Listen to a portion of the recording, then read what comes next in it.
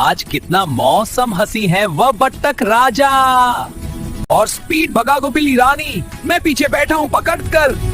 जितनी जोर से पकड़ लेना, स्पीड थोड़ी ज्यादा है।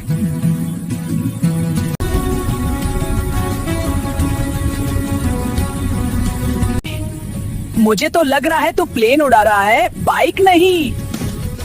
भाई सामने कुत्ता आ गया। टेंशन मत ले, ये मेरा दोस्त है, हर रोज रेस स्टार्ट वहीं से होती है।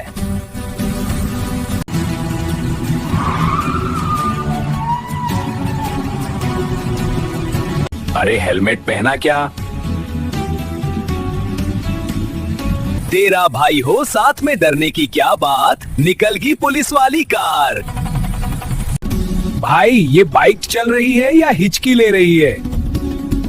चल रही है, बस थोड़ा भूख लगी है। अब इसको भी चाय पीनी है क्या? ओए भाई, पेट्रोल खत्म हो गया। क्या? फिर तू अपनी मियो एनर्जी से धक्का मार। मैं बिल्ली हूँ, बैटरी नहीं। अच्छा दोस्तों, नेक्स्ट पार्ट के लिए सब्सक्राइब और लाइक करना ना भूले। बाय बाय दोस्तों।